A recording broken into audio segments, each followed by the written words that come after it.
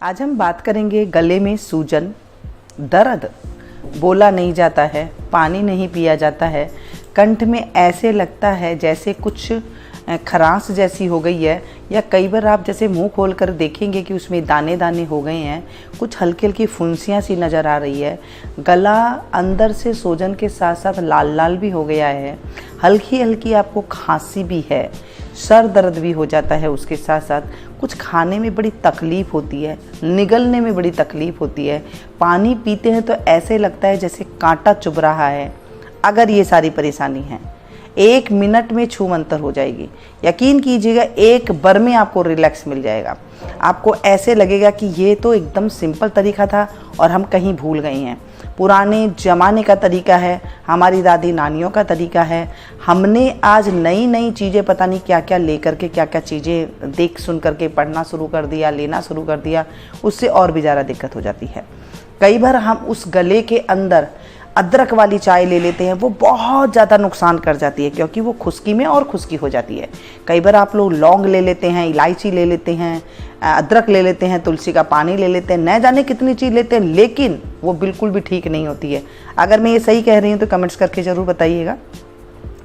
साथ में जब आप कुछ भी उसके साथ साथ आप चाय वगैरह लेते हैं तो वो और भी ज़्यादा इन्फेक्शन के रूप में आ जाती है, वो सही नहीं होती है, बल्कि और भी ज़्यादा दिक्कत पैदा हो जाती है। अगर ये सारी चीज़ें हैं तो हमें क्या करना चाहिए, जिससे आप देखेंगे जब आप लेते हैं तो रात में खांसी आती है तो आपका सांस भी रुकने लगता है, छाती भी, धड़कन भी तेज़ तेज़ होने लग जाती है। ये मैं यूं ही नहीं कह रही हूँ, ये सारी बातें होती है, जो ही मैं बातें बता रही हूँ आपको, ये सारी बातें गले के साथ साथ जुड़ी हुई है। कानों में खुश्की होने लग जाती है, कानों से आवाज़ आने लग जाती है, आँखों में से पानी गिरने लग जाता है, उसके बाद काफ़ी चीज़ें और फैल जाती है। सिर्फ गले से, गले की इन्फेक्शन से इतनी सारी चीज़ें हो जाती है। नाक में भी जो है खुश्की पैदा हो जाती है। इसके लिए सिर्फ काम आएगा ये नमक। पता है आपको, नमक, हमारे बड़े बुजुर्ग ये चीज़ें हमारे लिए छोड़ के गई हैं। हमारी दादी नानियाँ सभी के घर में ये इस्तेमाल करते हैं। अभी आप देखेंगे जब इसको आप जान जाएंगे। ये नमक कौन सा है, ये नमक जो आप आयोडीन वाला नमक यूज में लेते हैं, ये वो नमक नहीं है, ये है सेंधा नमक, यानी कि व्रत वाला नमक। ये गले को खिचखिच जो होती है वो नहीं करता है। अगर आप वो रिफाइंड वाला नमक लेंगे तो वो गले में दिक्कत पैदा करेगा। अब हम यहाँ पर लेंगे गुनगुना पानी, थोड़ा गर्म पानी आप ले लें गुनगुना। सर्दी हो तो इतना गर्म पानी ले लें, क्योंकि हर एक एरिया का अलग है, कहीं पर ठंडा मौसम है, कहीं पर गर्मी है। हमारे राजस्थान में तो जैसे गर्मी है, और अगर आपके यहाँ थोड़ा ठंडा मौसम हो तो आप इतना गर्म पानी ले लीजिएगा।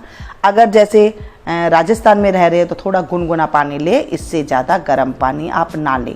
अपने अपने देश के अकॉर्डिंग ही हमें पानी लेना चाहिए, अपने अपने देश के अकॉर्डिंग ही हमें खाना खाना चाहिए। तो ये सबसे पहले तो ये बात आपको जाननी ज़रूरी है, पानी गुनगुना और गर्म कहाँ लेना है। ठीक है, ये बात हो गई। अब पानी से अगर आपके कुछ भी ज़्यादा नहीं है, सिर्फ आवाज़ भारी हुई है या फिर हल्का सा दर्द है, तो आप सिंपल पानी से भी आप इसे गरारा कर सकते हैं, जिसे कई लोग गागल भी कहते हैं, और आपके यहाँ क्या कहते हैं देख लीजिएगा, इसे गरारा ही कहते हैं। अब इस पानी के अंदर हम मिलाएंगे नमक। जैसे मैंने कहा कि ये सेंधा नमक है। अब कई लोग जब नमक से कुल्ला करते हैं तो एक प्रॉब्लम आती है कि उन्हें गले में खराश शुरू हो जाती है। कई बार आप लोगों ने पढ़ा सुना, और जो नमक होता है वो लिया और ले लिया। आपने उसमें नमक की क्वांटिटी कितनी डालनी है ये देख लीजिए, 1 चुटकी, 2 चुटकी। अगर आपको लग रहा है कि गिलास बड़ा है या थोड़ा छोटा है तो आप इसके अंदर, बड़े गिलास के अंदर 1 चुटकी और मिला दें, बस, इससे ज़्यादा नहीं। 3 से 4 चुटकी आप मिलाएंगे और आपका ये पानी हो गया तैयार। ध्यान रखिएगा, ज़्यादा डालने से गले के अंदर जो जख्म होते हैं वो और भी ज़्यादा एक्टिव हो जाते हैं और फिर नुकसान करते हैं। ये चीज़ें देसी चीज़ें हैं, घर की चीज़ें हमारी, अगर इनकी ज़्यादा मात्रा हो जाती है तो ये नुकसान भी कर जाती है। जैसे आपकी सब्जी में ज़्यादा नमक हो जाए तो आपको पता होगा आपके गले में जो है खराश ज़्यादा हो जाती है। अब आ गई हल्दी की बात। अगर आपका देश ज़्यादा ठंडा है या फिर सर्दी है तो आप हल्दी ले सकते हैं।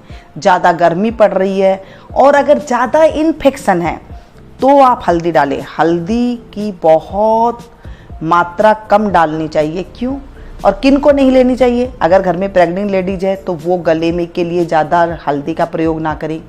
अगर आपके खून की कोई भी खून कहीं से बह रहा है, या जैसे स्टोन है पेट के अंदर, या फिर आपके अंदर जो है बवासीर है, तो आपको हल्दी की मात्रा नहीं लेनी चाहिए। थोड़ी मात्रा में ले, 1 चुटकी ले ले। अब ये मैंने देखिए बिल्कुल थोड़ी सी ली है, इसको हर आदमी ले सकता है, इसे बच्चे भी ले सकते हैं, इसे हर कोई ले सकता है, लेकिन 1 चुटकी से आपको ज़्यादा नहीं डालनी है। इस चीज़ का आपने ध्यान रखना है। हल्दी, सब लोग कह रहे हैं हल्दी खाओ, हल्दी पियो, हल्दी खाओ, दूध में डालो, सब्जी में। अरे भाई, हमारे जो बड़े बुजुर्ग थे वो हमारे लिए दाल में, सब्जी में हल्दी डालने का तरीका बता के गई हैं। जिनके यहाँ पर हल्दी का प्रयोग नहीं होता है, जो लोग खाने में हल्दी नहीं खाते हैं, सिर्फ सलाद वगैरह खाते हैं, उनके लिए हल्दी का पानी ज़रूरी है।